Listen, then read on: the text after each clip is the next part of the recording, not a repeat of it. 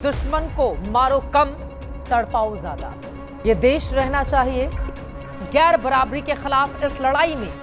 नमस्कार, मैं हूं चित्रा त्रिपाठी और अब वक्त हो चला है जनहित का। ओरिएंट बेल टाइल्स स्टूडियो से आप देख रहे हैं एबीपी न्यूज। नमस्कार, मैं हूं चित्रा त्रिपाठी और आप देखना शुरू कर चुके हैं जनहित। जनहित में आज खबरों की शुरुआत योगी वर्सेस शंकराचार्य के राउंड 2 से करेंगे। आप सोचेंगे कि स्वामी अविमुक्तेश्वरानंद ने अब ऐसा क्या कह दिया। अभी तो माघ मेले में विवाद हुआ था, तो अब किस बात पर ठन गई है। तो दर्शकों की जानकारी के लिए बताते चले कि शंकराचार्य से दो हाथ का ये दूसरा राउंड खुद मुख्यमंत्री योगी आदित्यनाथ ने आज लॉन्च कर दिया है और ये कहकर लॉन्च किया है कि जो शंकराचार्य है ही नहीं, उन्हें शंकराचार्य मैं आखिर क्यों मानूं। यूपी में राज्यपाल के अभिभाषण पर मुख्यमंत्री योगी ने आज करीब 2.25 घंटे तक सदन में अपनी बात रखी। वैसे तो 2027 के चुनाव से पहले यूपी विधानसभा में सीएम योगी के पास बोलने के अभी और मौके होंगे, लेकिन योगी ने एक तरह से आज ही 2027 के चुनाव में अपने प्रचार की लकीर खींची है। समाजवादी पार्टी और कांग्रेस पर जबरदस्त तरीके से हमला किया और शंकराचार्य स्वामी अविमुक्तेश्वरानंद सरस्वती पर बड़ा हमला करके एक तरह से मैसेज भी दे दिया कि भगवा और सनातन की पिच पर विरोधी पार्टियां अगर किसी को मुखौटा बनाकर यूपी में योगी को और बीजेपी को सत्ता से हटाने का सपना देख रही हैं, तो 2027 में उनके सपने का चूर चूर होना तय है। ये मैसेज आज देने की कोशिश की गई है। सीएम योगी ने समाजवादी पार्टी और कांग्रेस के हालात पर एक शेर भी पढ़ा। अखिलेश यादव और राहुल गांधी के लिए कहा कि उनकी हालत तो ऐसी है कि उम्र भर मैं यही भूल करता रहा, धूल चेहरे पर थी, आईना साफ करता रहा। सबसे पहले योगी आदित्यनाथ के भाषण की 7 बड़ी सियासी बातें क्या रही, उसके बारे में आपको देते हैं जानकारी। पहली, यूपी अब उपद्रव नहीं उत्सव प्रदेश बन चुका है।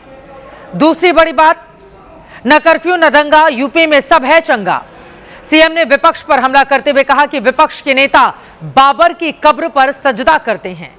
वंदे मातरम का विरोध करने वालों पर हमला करते हुए कहा कि ऐसे लोगों को कान पकड़कर विपक्ष को पार्टी से बाहर करना चाहिए। यूपी में विकास और विरासत का पुनर्जागरण काल चल रहा है, इस पर जोर दिया। योगी ने कहा कि उत्तर प्रदेश आस्था की आत्मा है।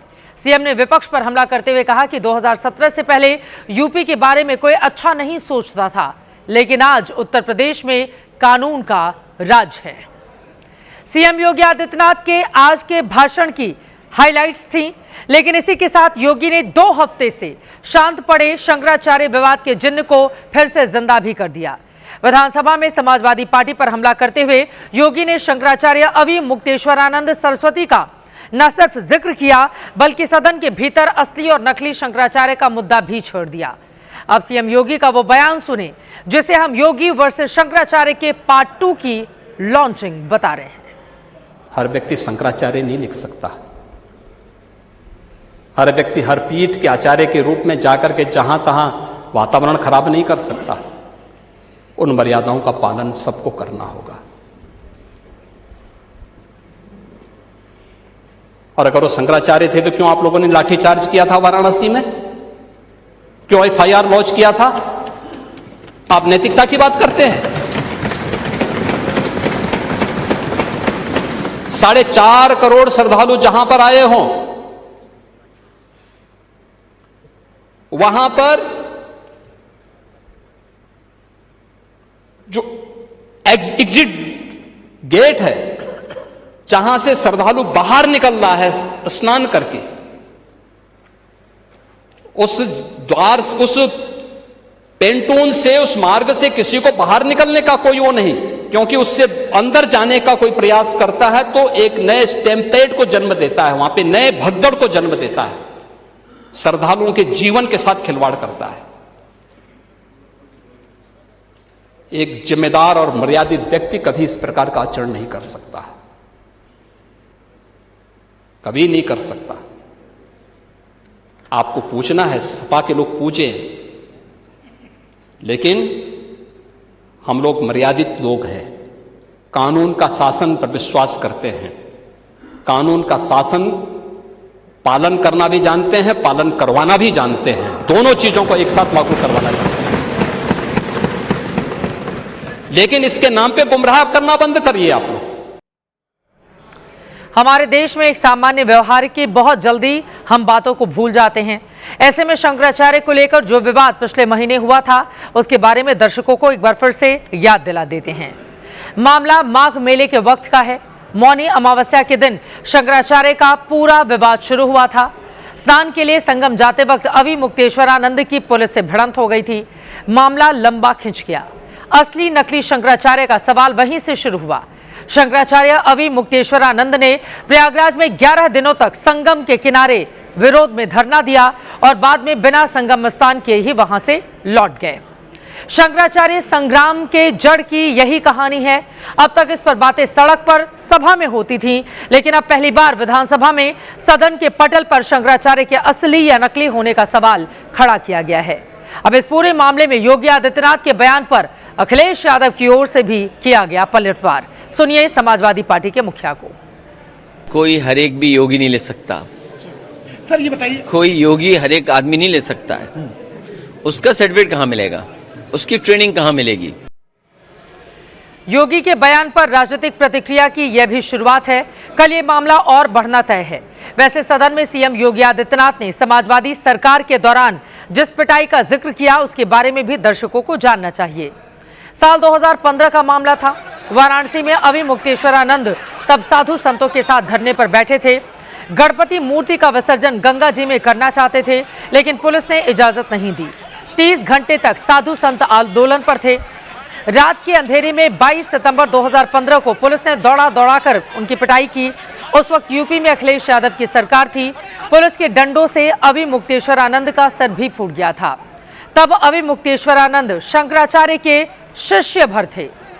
उस वक्त योगी आदित्यनाथ सांसद हुआ करते थे। उन्होंने इसे साधु संतों पर अखिलेश की बर्बरता बताया था और बकायदा इसकी निंदा भी की थी। उत्तर प्रदेश सरकार की हिंदू विरोधी और हिंदू आस्था के साथ खिलवाड़ करने की एक शरारतपूर्ण चेष्टा है। हालांकि शंकराचार्य के पद पर उस समय अवि मुक्तेश्वरानंद विराजमान नहीं थे। उनके बैठने के बाद फिलहाल मामला सुप्रीम कोर्ट में चला गया, लेकिन इसको लेकर समय समय पर कुछ पक्षों की ओर से विवाद खड़ा किया जाता है। शंकराचार्य पर तो सीएम योगी ने निशाना साधा ही, लगे हाथों धर्म के पिच पर 2027 की चुनावी बैटिंग भी कर दी। सीएम योगी ने यूपी की अर्थव्यवस्था में उछाल को लेकर कई आंकड़े रखे और देश को बताया कि कैसे डबल इंजन सरकार में टेम्पल इकोनॉमी ग्रो कर रही है।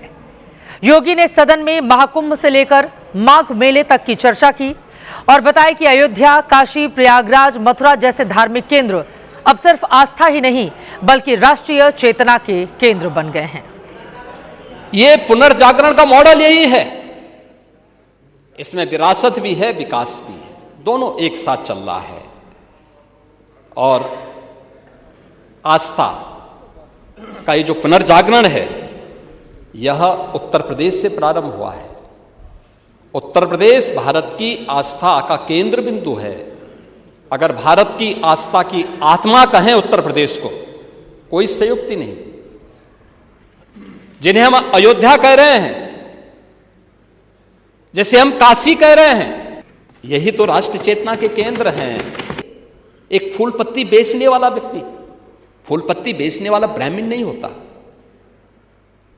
नाव चलाने वाला ब्राह्मण नहीं होता, टैक्सी चलाने वाला व्यक्ति ब्राह्मण नहीं होगा। ब्राह्मण वहां का पुजारी जरूर होगा मंदिर का, लेकिन बाकी इन सभी में लगा हुआ व्यक्ति सर्व समाज का है। उसकी कोई जाति नहीं पूछता, कोई उसका मत नहीं पूछता, कोई उसका मजहब नहीं पूछता, लेकिन उसकी आत्मनिर्भरता और उसके स्वावलंबन का आधार वो धार्मिक स्थल बना हुआ है। और इसको पुनर्जीवित करने का काम, उसकी पुनर्स्थापना का काम यही डबल इंजन की सरकार के द्वारा किया गया है। मोदी सरकार ने अभी भी वंदे मातरम को लेकर नए निर्देश जारी किए हैं, जिसका कुछ मुस्लिम संगठन विरोध कर रहे हैं। सीएम योगी ने सदन में वंदे मातरम का भी जिक्र किया और कहा कि विपक्ष के कई नेताओं ने इसका विरोध किया है। ये लोग बाबर की कब्र पर सजदा करते हैं, माफिया की कब्र पर जाकर फतिहा पढ़ते हैं, लेकिन वंदे मातरम का विरोध करने चले आते हैं। बाबर की कब्र में सजदा की इसका समर्थन करते हैं और वंदे मातरम का विरोध करते हैं। माफियाओं की कब्र में फतिया पड़ने के लिए जाते हैं। हाँ करते हैं, कर रहे हैं। आपकी पार्टी के नेता सब बोल रहे हैं, संसद में भी देखो ना, सभी नेता बोल रहे हैं, कांग्रेस के भी और सपा के भी बोल रहे हैं, कह रहे हैं कि वंदे मातरम नहीं गाएंगे, हिंदुस्तान का खाएंगे। आपकी पार्टी के नेताओं ने कहा है। अच्छा, धन्यवाद अगर आप कर रहे हैं तो मैं अभिनंदन करता हूं। वंदे मातरम का पूरा समर्थन पार्टी में ये लागू होना चाहिए। जैसे हम कह सकते हैं कि भारतीय जनता पार्टी के हर कार्यक्रम में वंदे मातरम का कोई अपमान नहीं कर सकता है, ऐसे ही कांग्रेस को भी डंके की चोट पे कहना चाहिए, और जो व्यक्ति वंदे मातरम का विरोध करता है कान पकड़ करके उसको धक्का देकर के बाहर करना चाहिए। समाजवादी पार्टी को भी इस बात की घोषणा करनी चाहिए। आपको याद होगा, चुनावी राजनीति में 80-20 का टर्म योगी ने ही दिया था। योगी आदित्यनाथ ने आज जो कहा उसमें विरोधियों के लिए 2027 का साफ मैसेज था कि अगर विपक्ष 20 की राजनीति करेगा तो फिर 80 का भी बीजेपी के पीछे खड़े होना तय है। चलिए हम बढ़ते हैं आगे। योगी फिर 80 का दम दिखा रहे हैं। वहीं कांग्रेस और समाजवादी पार्टी को चिंता होने लगी है कि 27 में कहीं 20 भी उससे बिदक ना जाए। इस चिंता की बड़ी वजह है भाईजान यानी कि असदुद्दीन ओवैसी की यूपी में एंट्री लेने की अभी सुगबुगाहट ही हुई है। इतने भर से ही यूपी के विपक्षी कैंप में खलबली मचने लगी है। आज सुबह से सोशल मीडिया पर संसद परिसर का एक वीडियो वायरल है। इसमें कांग्रेस के अध्यक्ष मल्लिकार्जुन खड़गे और सहारनपुर के सांसद इमरान मसूद की बातचीत है। वीडियो में खड़गे ये कहते सुनाई दे रहे हैं कि हैदराबाद वाले को यूपी में आने मत देना, आया तो हमको खत्म कर देगा। पहले वो वीडियो देखिए। टाइम करा, उसको आने मत दो। वो एक बार आएगा वो तो खत्म हो जाएगा, नेशनल पार्टी नहीं है, लेकिन हमको खत्म करके जाएगा। कौन? हैदराबाद। हैदराबाद के 3 मुश्किल चीजें मालूम है, एक शेरवानी, एक बिरयानी, एक परेशानी। एक बार मैं सर के साथ मिलूंगा तो एक फोटो खींच देंगे, वीडियो बनाते हैं। मल्लिकार्जुन खड़गे पूरी तुकबंदी करते हुए नजर आए, आपने सुन लिया।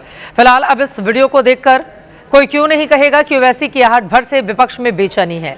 ओवैसी ने नींद उड़ा रखी है और ये बेचैनी यूं ही नहीं, इसके पीछे पूरा का पूरा सियासी साइंस है।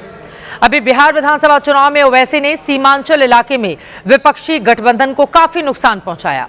महाराष्ट्र नगर निगम चुनाव में भी ओवैसी ने धमाकेदार जीत हासिल की, सेक्युलर दलों के वोट बैंक में सेंध लगा दी। अब ओवैसी की पार्टी यूपी में विधानसभा चुनाव लड़ने की तैयारी कर रही है और उसी तैयारी के महज ऐलान भर से हड़कंप मचता हुआ दिख रहा है।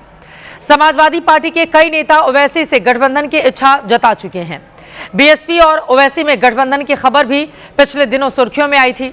अब कांग्रेस अध्यक्ष की परेशानी वाला ये वीडियो भी सामने आ गया। ओवैसी क्या करेंगे ये अभी तक साफ नहीं है, लेकिन इतना तय है कि पार्टी यूपी में चुनाव लड़ने की तैयारी मजबूती से कर रही है। पिछले दिनों असदुद्दीन ओवैसी ने, उनके छोटे भाई ने यूपी आने का ऐलान भी किया था और योगी आदित्यनाथ को चैलेंज भी दिया था। मिस्टर योगी तैयार हो जाओ, यूपी भी आ रहा हो, चलेंगे यूपी, चलेंगे, चलो अब इसके बाद में यूपी चलते हैं और यूपी में अपनी ताकत अपने झंडे को गाड़ते हैं और सब झंडे को वहां भी लहराएंगे। तो ओवैसी की एंट्री से बेचैनी सिर्फ कांग्रेसी कैंप में नहीं है, समाजवादी पार्टी के नेता भी हिले हुए हैं। डर इस बात का सता रहा है कि ओवैसी कहीं बिहार और महाराष्ट्र की तरह यहां भी खेल न कर दें। इसी डर को दूर करने के लिए यूपी के बड़े मुस्लिम नेता नसीमुद्दीन सिद्दीकी को समाजवादी पार्टी ज्वाइन कराई जा रही है। खबर है कि 15 जनवरी को नसीमुद्दीन सिद्दीकी के साथ ही कई मुस्लिम नेता समाजवादी पार्टी ज्वाइन कर सकते हैं। अब मुस्लिम वोट क्या असदुद्दीन ओवैसी की ओर छिटक जाएगा या फिर समाजवादी पार्टी पहले की तरह इंटैक्ट करके उसे रखेगी अपने साथ? हर एक खबर आप तक पहुंचाते रहेंगे। आगे बढ़ते हुए देश की राजनीति को यहीं रोककर अब जरा पड़ोसी का हाल देख लेते हैं। उसकी राजनीति किस दिशा में जारी है और भारत के लिए इसमें क्या संकेत हैं। बांग्लादेश में संसदीय चुनाव के नतीजे आ चुके हैं और इसी के साथ बांग्लादेश में लोकतांत्रिक व्यवस्था के बहाल होने का रास्ता साफ हो गया है। नतीजों में बांग्लादेश नेशनलिस्ट पार्टी को प्रचंड जनादेश मिला है। पार्टी के प्रमुख तारिक रहमान का प्रधानमंत्री बनना तय है। कल ही वो शपथ भी ले सकते हैं। सवाल यह है कि 20 साल बाद बांग्लादेश की सत्ता में बीएनपी की वापसी के क्या मायने हैं? तारिक रहमान की एक तरफा जीत के क्या संदेश हैं? जनहित में आज इसे समझने की कोशिश करेंगे। 300 सीटों वाली बांग्लादेशी संसद में बीएनपी ने 2/3 बहुमत हासिल किया है। इसके साथ ही आवाम ने पाकिस्तान समर्थक कट्टरपंथी पार्टी जमाते इस्लामी को बुरी तरह से नकार दिया है। प्रचंड जीत के बावजूद तारिक रहमान ने बीएनपी समर्थकों से जश्न और जलसे में वक्त जाया नहीं करने की अपील की। जीत के बाद तारिक रहमान ने ढाका के नौसेना मुख्यालय की मस्जिद में जाकर नमाज पढ़ी। इसके बाद पार्टी ऑफिस पहुंचे और नई सरकार को लेकर अपनी रणनीति बनाई। बांग्लादेश में बम्पर जीत के बाद तारिक रहमान अब बीएनपी मुख्यालय पहुंचे हैं। इस वक्त तारिक रहमान बीएनपी के इस कार्यालय के अंदर मौजूद हैं और जो उनके नेता चुनाव जीतकर आए हैं उनसे मुलाकात कर रहे हैं। कुछ नेता अभी यहां पर पहुंच भी चुके हैं जिन्होंने बीएनपी के टिकट पर चुनाव जीता है। पार्टी के और पदाधिकारी इस वक्त बीएनपी के इस कार्यालय के अंदर मौजूद हैं। तारिक रहमान के साथ उनकी मुलाकात चल रही है।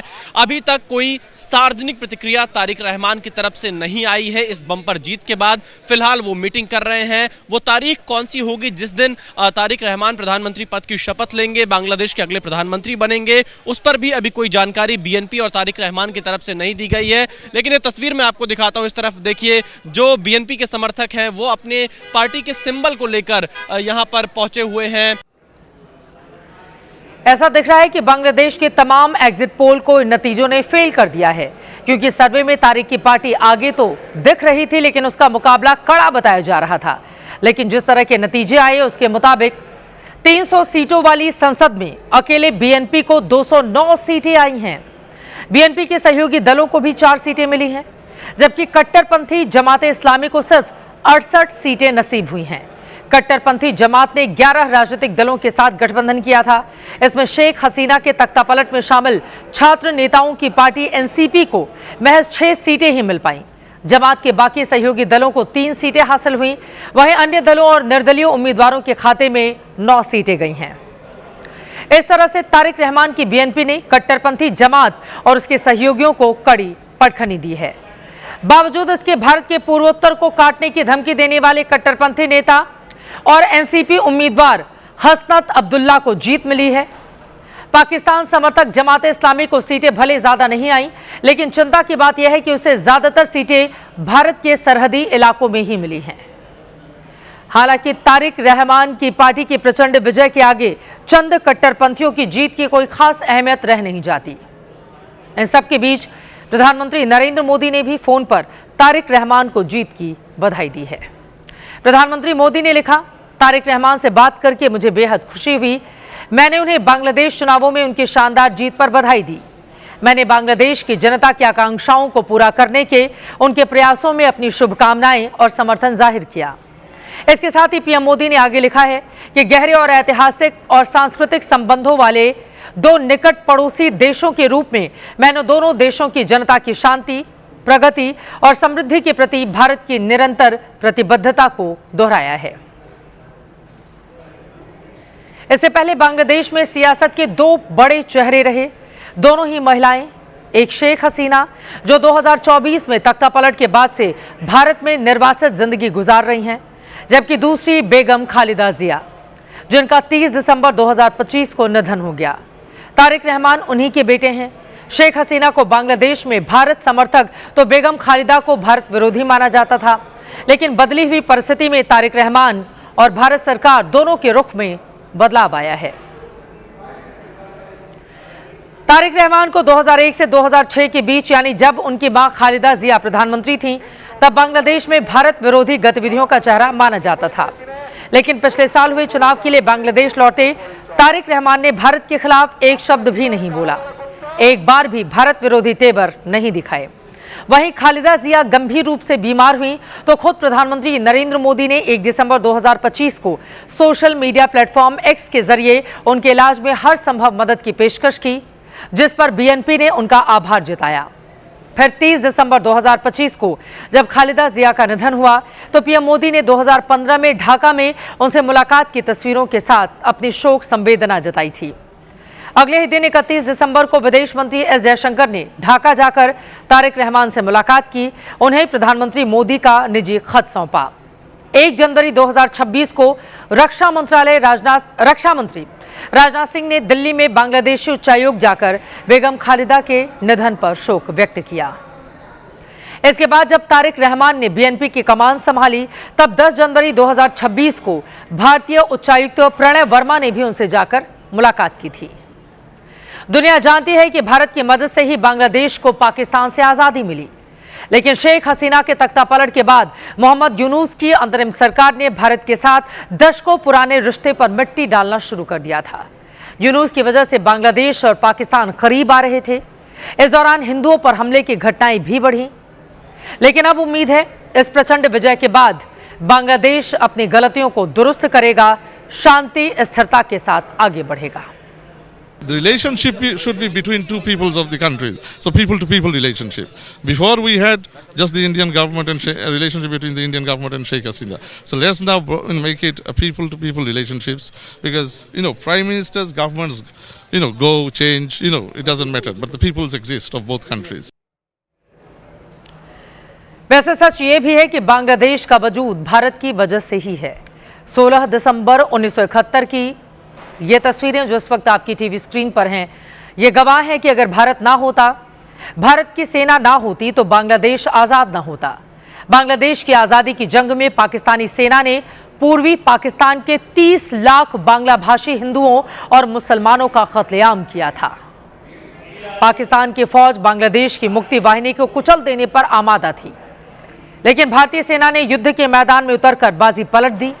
हमारे 3900 जवानों की शहादत भी हुई थी, लेकिन भारतीय सेना ने मैदानी जंग में ऐसा कहर बरपाया कि पाकिस्तान के 93,000 सैनिकों को सरेंडर करना पड़ा। तब जाकर बांग्लादेश अस्तित्व में आया। महत्वपूर्ण यह भी है कि उस वक्त तारिक रहमान के पिता जियाउर रहमान भले ही पाकिस्तानी सेना में थे, लेकिन 27 मार्च 1971 को चटगांव रेडियो स्टेशन से उन्होंने ही बांग्लादेश की आज़ादी का ऐलान किया था। फिर बाद में वो बांग्लादेशी सेना के प्रमुख और राष्ट्रपति भी बने थे। In many senses, we have come full circle, and people of Bangladesh have voted for a party that represents political interests. It is a pro-liberation party. That means it believes in the spirit of 1971, as opposed to Jamaat-e-Islami, which was opposed to the liberation struggle of Bangladesh in 1971. The head of the BNP, Tariq Rahman, has made some positive statements about his intention to maintain good relations with India. यकीनन भारत और बांग्लादेश के रिश्ते दोबारा पटरी पर लौटने ही चाहिए, क्योंकि पूर्व प्रधानमंत्री और भारत रत्न अटल बिहारी वाजपेयी कह चुके हैं, हम दोस्त बदल सकते हैं, पड़ोसी नहीं। आगे बढ़ेंगे। उम्मीद यही कि बांग्लादेश में परिवर्तन के बाद उसका वापस भारत से प्यार बढ़ जाएगा। लेकिन अब प्यार की बात आई है तो कल वैलेंटाइंस डे है। 14 फरवरी का दिन पूरी दुनिया प्रेम दिवस के तौर पर मनाती है, लेकिन हमारे यहाँ कुछ वर्षों से ट्रेंड है कि प्यार जताने वालों को डराया जाता है, धमकाया जाता है। इस बार इस तरह के डर का एपिसेंटर मध्य प्रदेश बना है। धर्म और संस्कृति के स्वयंभू ठेकेदार सड़कों पर सक्रिय हैं, लाठी डंडे लेकर घूम रहे हैं, धमकी दे रहे हैं कि वैलेंटाइन डे पर दिख गए तो खैर नहीं। आपकी टीवी स्क्रीन पर ये 4 अलग अलग शहरों की तस्वीरें हैं। इनमें से 3 मध्य प्रदेश की हैं, एक मुजफ्फरनगर ही यूपी का शहर है। इन चारों जगहों से जो तस्वीरें सामने आई हैं वो बता रही हैं कि प्रेम पर पहरा लगाने की लाठी वाली तैयारी है। और देश के सबसे क्लीन कहे जाने वाले शहर इंदौर ने डंडे के जोर पर डर्टी पिक्चर देश के सामने पेश की है। इंदौर के नरसी मुंजी कॉलेज में बजरंग दल से जुड़े लोगों ने बवाल काटा। वैलेंटाइन डे के दिन के लिए चल रहे कार्यक्रम के दौरान खलल डाला, कॉलेज में तोड़फोड़ की, मारपीट की। वीडियो वायरल होने के बाद पुलिस ने कार्रवाई की बात कही है, लेकिन जो तस्वीरें सामने आई हैं उसके मुताबिक घटना के वक्त पुलिस वहां पर मूक दर्शक बनी हुई थी। इंदौर ने बवाल की ओपनिंग कर दी है। अब कल के लिए भोपाल और सतना जैसे शहरों में लाठी में तेल पिलाया जा रहा है। भोपाल में अंतर्राष्ट्रीय हिंदू परिषद, राष्ट्रीय बजरंग दल के कार्यकर्ताओं ने लाठी की पूजा की है, दंड पूजन नाम दिया। संगठन ने चेतावनी दी है कि वैलेंटाइन डे के मौके पर जहां भी कोई प्रेमी जोड़ा अश्लील हरकत करता पाया जाएगा, उसका सर मुंडा के गधे पर बिठाकर जुलूस निकाला जाएगा। राष्ट्रीय बजरंग दल ने इसके लिए शहर में अलग अलग जगहों पर अपने सदस्यों की टीमें बनाई हैं। इससे पहले सतना और मुजफ्फरनगर से ऐसी तस्वीरें सामने आई जहां शिवसेना से जुड़े कार्यकर्ता लाठी में तेल पिलाते और नारेबाजी करते हुए दिखे। सतना में तो बाकायदा मंत्रोच्चार के साथ लाठी में तेल पिलाया गया। मुजफ्फरनगर में भी लाठी लेकर क्रांति सेना से जुड़ी महिलाएं धमकाती हुई कैमरे पर नजर आईं। इनकी मांग है कि 14 फरवरी को श्रद्धांजलि दिवस घोषित किया जाए। उस दिन पुलवामा हमला हुआ था। मिलेंगे बाबू सोना, वोट देंगे कोना कोना, कहाँ मिलेंगे बंटी पब्लिक, वोट देंगे हट्टी पब्लिक। संस्कृति मुर्दाबाद, मुर्दाबाद, मुर्दाबाद। जय श्री राम, जय श्री राम, मुर्दाबाद, मुर्दाबाद, मुर्दाबाद। और अब video of the day. Kerala के कोझिकोड में एक बुजुर्ग महिला का सिंघम अवतार सुर्खियों में है। इस महिला ने कानून तोड़ने वाले का ऐसा डटकर मुकाबला किया कि दुनिया हैरान रह गई। ये सिंघम लेडी फुटपाथ पर स्कूटर चला रहे शख्स के सामने दीवार बनकर खड़ी हो गई, जिसके बाद अब सोशल मीडिया पर हर कोई इनके साहस की तारीफ कर रहा है। सोशल मीडिया पर वायरल हो रहे वीडियो को अब तक 2 करोड़ से ज्यादा लोग देख चुके हैं। केरल पुलिस ने भी बुजुर्ग महिला के साहस का सम्मान किया है। और अब आज का जनहित मंत्र। इंसान की जिंदगी में बुरा वक्त एक तिजोरी की तरह होता है जिसमें सफलता का खजाना सुरक्षित रहता है। हिम्मत की चाबी घुमाओ, पूरा खजाना आपका है। इसीलिए जब भी वक्त बुरा हो तो सब्र और हिम्मत से काम जरूर लें। इसी के साथ जनहित में आज के लिए मुझे दीजिए इजाजत।